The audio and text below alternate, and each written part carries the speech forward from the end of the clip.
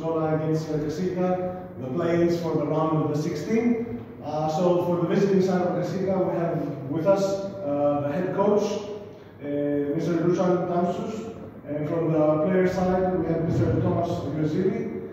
So we'll start with the player. With some questions for you, sir, so we can allow you to go back to your locker room, and then we'll speak to your head coach. So a hard-fought game. We saw maybe a tale of two different stories.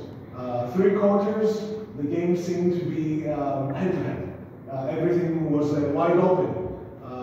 People were sitting at the edge of their seats, and then 3-minute gap in the 4th quarter. Things seemed to go wrong for your side. As a player, you had a better viewpoint than any of us, so we can't really judge what happened. Maybe you can give us an idea of what happened in the first 3 quarters, and then what happened in that gap in the 3-minute quarter time of the 4th quarter. I think we fought hard. That's the main thing. I think we gave 100%. Of course, it's not easy. We have a limited roster at the moment. And I'm proud of all the players, all the coaches, staff, because the situation we're in at the moment, I don't think any other team in Europe is in the same situation. We're still coming here, we're still playing hard. So yeah, I mean, all I can say is I'm very proud of everybody, because it's not easy, you know. At the end of the day, we're in a situation when we don't know if we're going to get paid in the next months. It's hard to think about basketball, and I think it's also hard for fans to understand, or people to understand, because they're not living this. Every day we come to practice, we come here, we compete, we play hard. It's not easy to think about basketball when you think about how I'm going to take care of my family. Am I going to be able to take care of my family? So the situation we're in, I think and coach too, I think we're very proud of everybody in the locker room, everybody from staff to players. So yeah, we come here, we fight hard. So that's all we can ask for. Okay. Thank you very much. I'll ask you one last question. I always like to ask you a second question that it gives a peep behind the curtains. Tell me, in the locker room, who is the guy that brings all of you together in spirit? Who is the MVP, so to say, behind the scenes in your team? And what does he do that shows leadership in a moment that is maybe stressful? I think our captain, Ν.199.Β is doing a great job of that at the moment, because also he just got into that role because our captain left. So I think everybody tries to step up. You know, everybody got a different role now in the team. So we all try to do a little bit more than we used to at the beginning of the season. So it's still searching a little bit, but I mean, I think we're doing pretty good for the situation we're in. So I agree.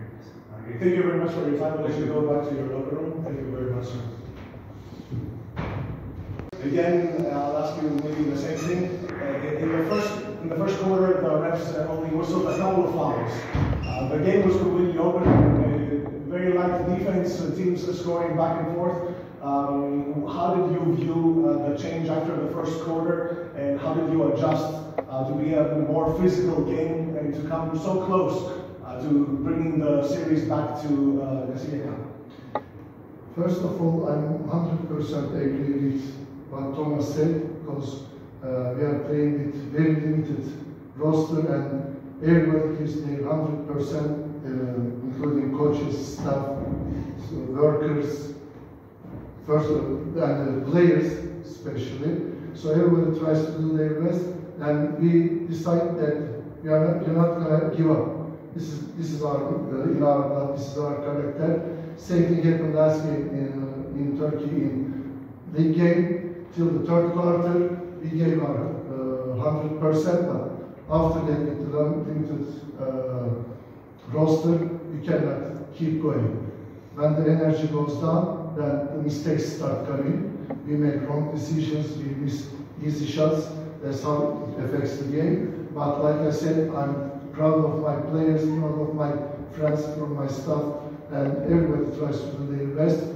We try to do our best, and we try to represent Karşıyaka as much as possible with this fight, with this hustle on the court. No, thank you very much. I won't ask you anything more. Again, you have the utmost respect of Prometheas. Best of luck for the remaining of the season in Turkey, in your local division. and have a safe trip back home. Thank you very much, sir. Thanks a lot. One more thing. Thanks a lot for Prometheus, their hospitality and their friendship, their staff and everybody was so friendly. And I, first of all, congratulations to them, and then I give them best chances, best wishes for the next round. Utmost respect to you. Thank you very much, sir. So from the home side of Prometheus Dikos, we have Mr. Head Coach, Mr. Pátras with us, and from the player side we have Mr. Ν.199.Β So we'll start with the players, so we can let you go back to the locker room. Just a couple of questions. So a tale of two different coins, if I may put it that way. So three quarters, hard-fought teams were very close head-to-head. What switched for Prometheus side in that 3-minute beginning of the fourth quarter that brought you ahead by almost 20? I think it started on the defense end. We got stops, and that allows you to get rhythm on offense. I think that's what it is. We were able to get out of transition a little bit, and you could see that once we got an offensive rhythm, the shots started, we had better shots, and the shots started going in. So I think that was the difference. The 5 that we had on the court, we just locked in on the defensive end, and we were able to turn that into points on offense. Okay. So the round of the 16 is just now ahead of Prometheus. What is your prediction for the next round? Have you seen the teams that are waiting for you in the next group stage? And what can we expect from Prometheus? I have. I've looked ahead a little bit. And, just my prediction is you can expect, the way that we played the last month or so, the effort we played with, the unity, the togetherness we played with. I think we can expect more of that. Throughout the season, you want to be getting better every single day and playing your best basketball, playoffs, and playing in series like today. So, that's all we can expect and hope is that every day we come in to work and get better, and the results show on the court. You're probably the MVP of today's game. Theoretically speaking, if you gave away today's game ball to one of your teammates, who would it be if not for you? It's tough, man. I had 3 people pop up into my head immediately between Nasos, Jordan Bernardo, and Kayanis. You can go and list things that each one did. I'll go Jordan. He's not had the easiest road offensively, and in practices we just try to keep him positive, keep him upbeat. And today he just came out aggressive, and it worked for him. And I'm just happy for him to see shots go in. For him to get 15 big points, and even bigger than that, we were just talking about in the locker room, we had 4 blocks. So I think if I had to choose one guy, I would go to Jordan, just because he came out with the energy that we needed, and they kind of fueled us, especially when we were on that run of the floor. Thank you for indulging the question. Thank you very much. We'll go back to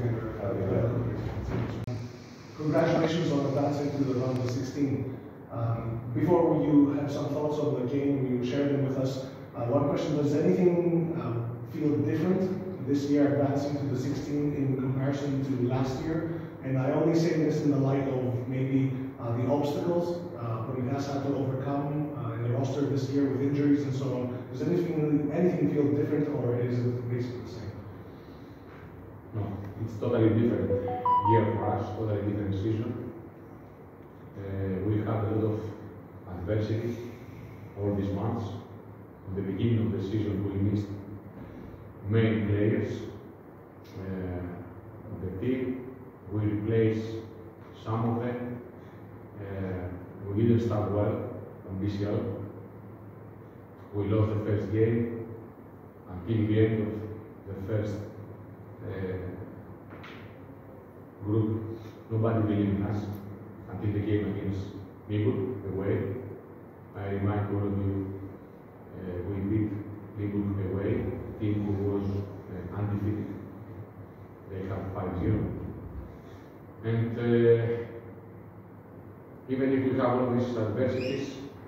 are in the top 16. We are really proud for the team. I have to give congratulations as first to the players for their job, as second to the people around the team, the coaching staff, the management, and also the fans today for their support. It means a lot for a team like Promethea to be second season in a row, the best 16 teams in the BCL, because the level of BCL is really high every season. And we are really proud for the team, for the players, and the organization. Then last question, only clearly on the game. Only 2 fouls called by the refs in the first quarter, and the teams looked to just score back and forth without really being aggressive on the defensive end. What did it take?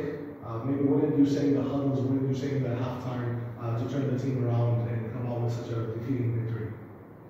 Yes, you are right. We didn't defend well. We didn't expect foul. We didn't have the right energy for a game like this. We discussed in the locker room with the players. The players realized the reality.